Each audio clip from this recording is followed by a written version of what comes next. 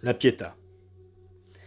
La Pietà du Vatican permet au jeune artiste de défier le savoir-faire des classiques grecs, la forme étant soumise à l'idée. Ainsi, la taille des personnages est-elle disproportionnée, les genoux de la Vierge désaxés et l'âge de cette dernière plongé dans une résignation mélancolique, incompatible avec celui de son fils, signe d'une intemporalité puisée au vivier antique.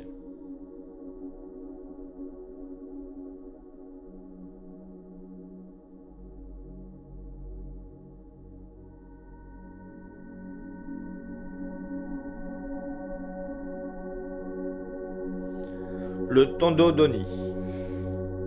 Le Tondo Doni, conservé au musée des Offices à Florence, représente la Sainte Famille inscrite dans la forme pyramidale initiée par Vinci. Le contraste est frappant entre les personnages du premier plan, vêtus à la mode biblique, et les jeunes gens dénudés de l'arrière. Surgi d'une mythologie reculée, le peintre s'inscrit ainsi dans le courant néo-platonicien qui réconcilie humanisme chrétien et vertu antique.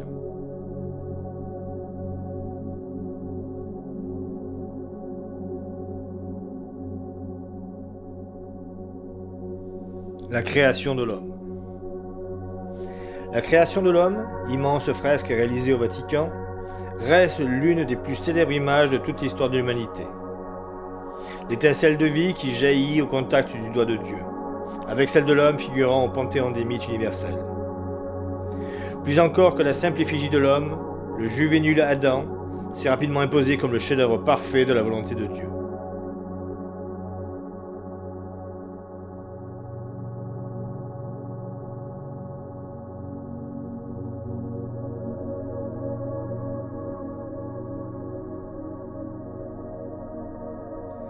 L'esclave mourant. L'esclave mourant est l'une des nombreuses figures dessinées par Michel-Ange, au tombeau colossal du pape Jules II, qui ne vit jamais le jour. Sa jeunesse et sa perfection anatomique contrastent singulièrement avec les traits de l'esclave rebelle chargé de lui faire pendant.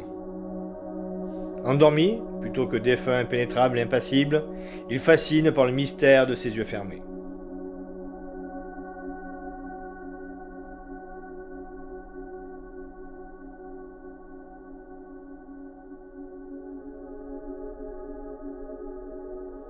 Moïse.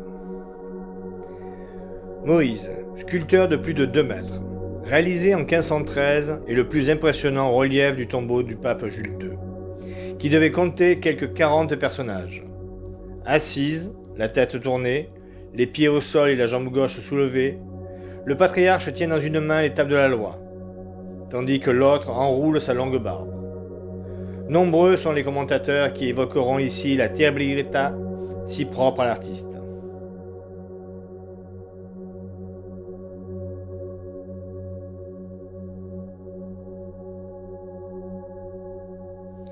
La place du Capitole. La place du Capitole à Rome a été redessinée par Michel-Ange à partir de 1534, lui conférant la forme de trapèze bordé de puissantes façades, et régie par un jeu complexe de lignes. L'artiste a complètement repris la structure du palais des conservateurs et conçu le grand escalier ouvrant sur la place inférieure, avant de placer le groupe équestre de Marc Aurèle au centre du nouveau dispositif.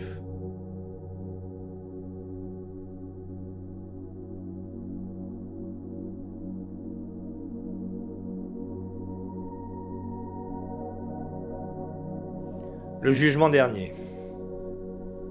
Le jugement dernier au Vatican se lit aisément. En haut, les anges portent les instruments de la Passion. En dessous, la frise des bienheureux est regroupée autour de la double figure de la Vierge et du Christ. Le 3e niveau, mettant en scène élus et damnés. En bas, enfin, la sinistre barque du nautonnier Charon transporte les damnés vers le royaume de Satan. Beaucoup des contemporains du peintre furent frappés par la tonalité personnelle de cette fresque. Non-respect de la perspective, dissolution de la paroi d'un espace infini, sentiment d'un tumulte intérieur.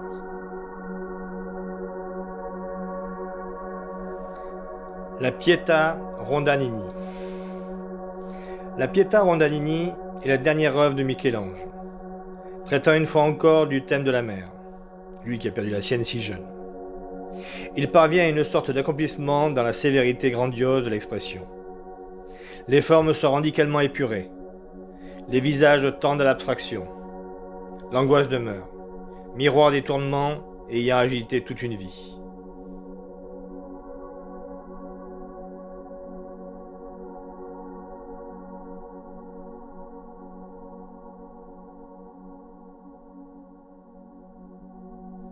Le dôme de Saint-Pierre de Rome.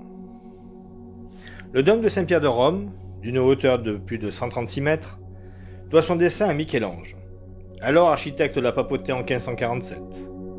Adoucissant la rude géométrie du plan initial de Bramante, il confère au tambour somnital soutenu par des pilastres corinthiens une dynamique très souple, emboîtant deux coques par le dôme lui-même, comme à Florence.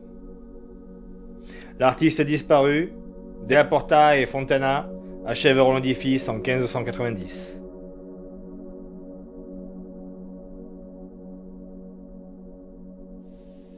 Le David.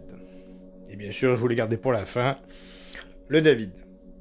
Le David est tiré d'un bloc de marbre de Carrare, ébréché, donc jugé inutilisable par d'autres sculpteurs. Athlète magnifique, David est ici figuré au moment où il arme sa fronde pour abattre le géant Goliath. Toute son attitude disant le contrôle de sa violence. À l'instigation de l'artiste, la statue sera installée devant le Palazzo Vecchio de Florence. Cependant, aujourd'hui, ce n'est qu'une réplique qu'on peut voir devant la façade. Celle-ci fut installée en 1910. L'original est depuis 1873 exposé dans la Galleria dell'Accademia di Firenze.